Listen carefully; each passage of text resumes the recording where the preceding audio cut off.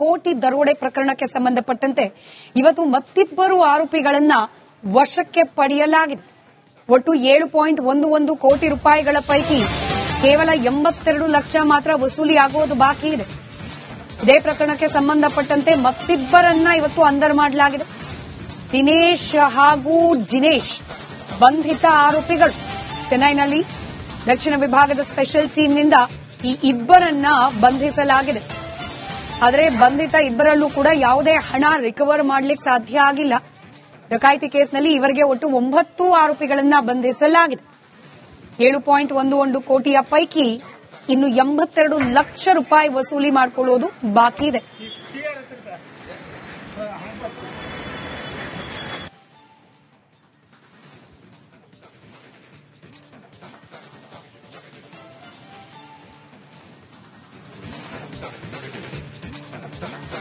ಕೋಟಿ ದರೋಡೆ ಪ್ರಕರಣಕ್ಕೆ ಸಂಬಂಧಪಟ್ಟಂತೆ ಇವತ್ತು ಮತ್ತಿಬ್ಬರು ಆರೋಪಿಗಳನ್ನ ವಶಕ್ಕೆ ಪಡೆಯಲಾಗಿದೆ. ಒಟ್ಟು 7.11 ಕೋಟಿ ರೂಪಾಯಿಗಳ ಪೈಕಿ ಕೇವಲ 82 ಲಕ್ಷ ಮಾತ್ರ ವಸೂಲಿಯಾಗುವುದು ಬಾಕಿ ಇದೆ. ಇದೇ ಪ್ರಕರಣಕ್ಕೆ ಸಂಬಂಧಪಟ್ಟಂತೆ ಮತ್ತಿಬ್ಬರನ್ನ ಇವತ್ತು ಅಂದರ್ ಮಾಡಲಾಗಿದೆ. ದಿನೇಶ್ ಹಾಗೂ ಜಿನೇಶ್ ಬಂಧಿತ ಆರೋಪಿಗಳು. ಚೆನ್ನೈನಲ್ಲಿ ದಕ್ಷಿಣ ವಿಭಾಗದ ಸ್ಪೆಷಲ್ ಟೀಮ್ನಿಂದ ಈ ಇಬ್ಬರನ್ನ ಬಂಧಿಸಲಾಗಿದೆ. ಆದರೆ ಬಂಧಿತ ಇಬ್ಬರಲ್ಲೂ ಕೂಡ ಯಾವುದೇ ಹಣ ರಿಕವರ್ ಮಾಡಲಿಕ್ಕೆ ಸಾಧ್ಯ ಆಗಿಲ್ಲ. ಡಕಾಯಿತಿ ಕೇಸ್ನಲ್ಲಿ ಇವರಿಗೆ ಒಟ್ಟು 9 ಆರೋಪಿಗಳನ್ನ ಬಂಧಿಸಲಾಗಿದೆ. 7.11 ಕೋಟಿಯ ಪೈಕಿ ಇನ್ನು 82 ಲಕ್ಷ ರೂಪಾಯಿ ವಸೂಲಿ ಮಾಡಿಕೊಳ್ಳುವುದು ಬಾಕಿ ಇದೆ.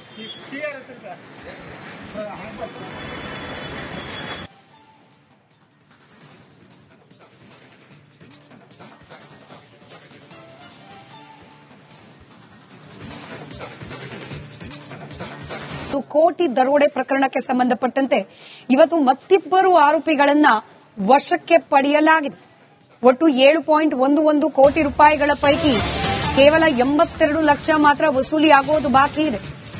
ಇದೇ ಪ್ರಕರಣಕ್ಕೆ ಸಂಬಂಧಪಟ್ಟಂತೆ ಮತ್ತಿಬ್ಬರನ್ನ ಇವತ್ತು ಅಂದರ್ ಮಾಡಲಾಗಿದೆ.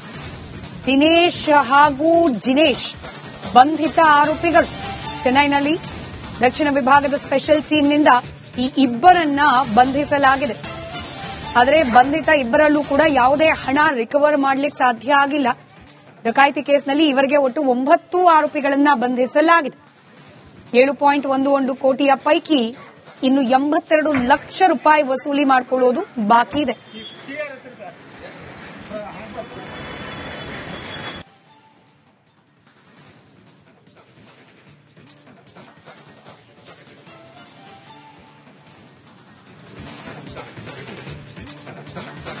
ಕೋಟಿ ದರೋಡೆ ಪ್ರಕರಣಕ್ಕೆ ಸಂಬಂಧಪಟ್ಟಂತೆ ಇವತ್ತು ಮತ್ತಿಬ್ಬರು ಆರೋಪಿಗಳನ್ನ ವಶಕ್ಕೆ ಪಡೆಯಲಾಗಿದೆ.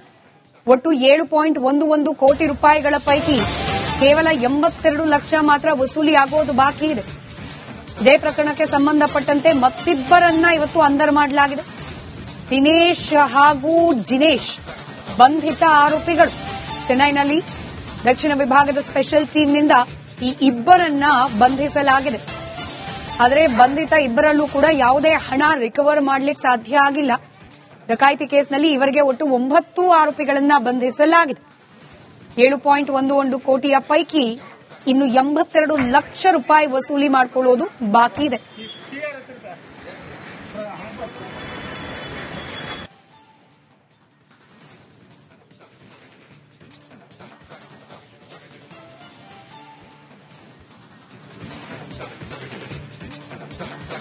ಕೋಟಿ ದರೋಡೆ ಪ್ರಕರಣಕ್ಕೆ ಸಂಬಂಧಪಟ್ಟಂತೆ ಇವತ್ತು ಮತ್ತಿಬ್ಬರು ಆರೋಪಿಗಳನ್ನ ವಶಕ್ಕೆ ಪಡೆಯಲಾಗಿದೆ.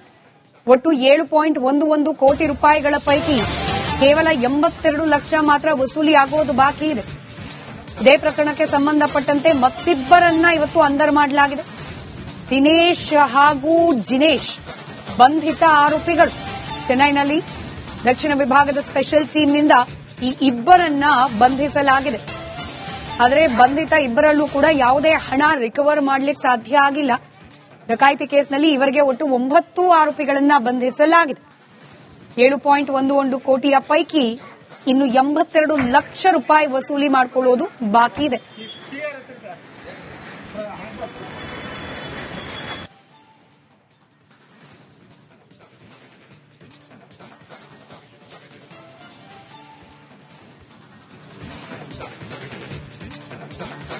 ಕೋಟಿ ದರೋಡೆ ಪ್ರಕರಣಕ್ಕೆ ಸಂಬಂಧಪಟ್ಟಂತೆ ಇವತ್ತು ಮತ್ತಿಬ್ಬರು ಆರೋಪಿಗಳನ್ನ ವಶಕ್ಕೆ ಪಡೆಯಲಾಗಿದೆ. ಒಟ್ಟು 7.11 ಕೋಟಿ ರೂಪಾಯಿಗಳ ಪೈಕಿ ಕೇವಲ 82 ಲಕ್ಷ ಮಾತ್ರ ವಸೂಲಿಯಾಗೋದು ಬಾಕಿ ಇದೆ. ಇದೇ ಪ್ರಕರಣಕ್ಕೆ ಸಂಬಂಧಪಟ್ಟಂತೆ ಮತ್ತಿಬ್ಬರನ್ನ ಇವತ್ತು ಅಂದರ್ ಮಾಡಲಾಗಿದೆ. ದಿನೇಶ್ ಹಾಗೂ ಜಿನೇಶ್ ಬಂಧಿತ ಆರೋಪಿಗಳು. ಚೆನ್ನೈನಲ್ಲಿ ದಕ್ಷಿಣ ವಿಭಾಗದ ಸ್ಪೆಷಲ್ ಟೀಮ್ನಿಂದ ಈ ಇಬ್ಬರನ್ನ ಬಂಧಿಸಲಾಗಿದೆ. ಆದರೆ ಬಂಧಿತ ಇಬ್ಬರಲ್ಲೂ ಕೂಡ ಯಾವುದೇ ಹಣ ರಿಕವರ್ ಮಾಡಲಿಕ್ಕೆ ಸಾಧ್ಯ ಆಗಿಲ್ಲ. ಡಕಾಯಿತಿ ಕೇಸ್ನಲ್ಲಿ ಇವರಿಗೆ ಒಟ್ಟು 9 ಆರೋಪಿಗಳನ್ನ ಬಂಧಿಸಲಾಗಿದೆ. 7.11 ಕೋಟಿಯ ಪೈಕಿ ಇನ್ನು 82 ಲಕ್ಷ ರೂಪಾಯಿ ವಸೂಲಿ ಮಾಡಿಕೊಳ್ಳೋದು ಬಾಕಿ ಇದೆ.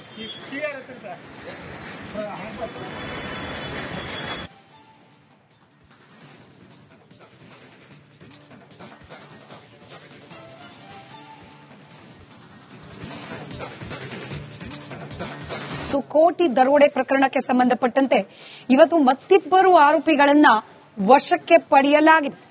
ಒಟ್ಟು 7.11 ಕೋಟಿ ರೂಪಾಯಿಗಳ ಪೈಕಿ ಕೇವಲ 82 ಲಕ್ಷ ಮಾತ್ರ ವಸೂಲಿಯಾಗೋದು ಬಾಕಿ ಇದೆ. ಇದೇ ಪ್ರಕರಣಕ್ಕೆ ಸಂಬಂಧಪಟ್ಟಂತೆ ಮತ್ತಿಬ್ಬರನ್ನ ಇವತ್ತು ಅಂದರ್ ಮಾಡಲಾಗಿದೆ. ದಿನೇಶ್ ಹಾಗೂ ಜಿನೇಶ್ ಬಂಧಿತ ಆರೋಪಿಗಳು. ಚೆನ್ನೈನಲ್ಲಿ ದಕ್ಷಿಣ ವಿಭಾಗದ ಸ್ಪೆಷಲ್ ಟೀಮ್ನಿಂದ ಈ ಇಬ್ಬರನ್ನ ಬಂಧಿಸಲಾಗಿದೆ. ಆದರೆ ಬಂಧಿತ ಇಬ್ಬರಲ್ಲೂ ಕೂಡ ಯಾವುದೇ ಹಣ ರಿಕವರ್ ಮಾಡಲಿಕ್ಕೆ ಸಾಧ್ಯ ಆಗಿಲ್ಲ. ಡಕಾಯಿತಿ ಕೇಸ್ನಲ್ಲಿ ಇವರಿಗೆ ಒಟ್ಟು 9 ಆರೋಪಿಗಳನ್ನ ಬಂಧಿಸಲಾಗಿದೆ. 7.11 ಕೋಟಿಯ ಪೈಕಿ ಇನ್ನು 82 ಲಕ್ಷ ರೂಪಾಯಿ ವಸೂಲಿ ಮಾಡಿಕೊಳ್ಳೋದು ಬಾಕಿ ಇದೆ.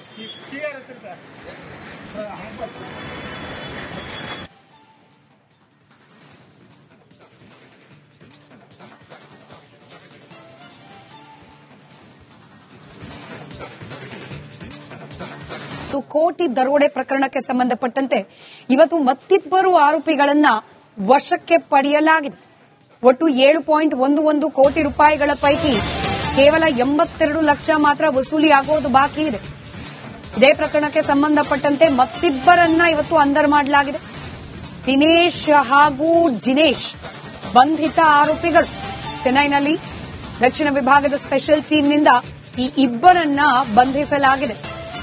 ಆದರೆ ಬಂಧಿತ ಇಬ್ಬರಲ್ಲೂ ಕೂಡ ಯಾವುದೇ ಹಣ ರಿಕವರ್ ಮಾಡಲಿಕ್ಕೆ ಸಾಧ್ಯ ಆಗಿಲ್ಲ. ಡಕಾಯಿತಿ ಕೇಸ್ನಲ್ಲಿ ಇವರಿಗೆ ಒಟ್ಟು 9 ಆರೋಪಿಗಳನ್ನ ಬಂಧಿಸಲಾಗಿದೆ. 7.11 ಕೋಟಿಯ ಪೈಕಿ ಇನ್ನು 82 ಲಕ್ಷ ರೂಪಾಯಿ ವಸೂಲಿ ಮಾಡಿಕೊಳ್ಳೋದು ಬಾಕಿ ಇದೆ.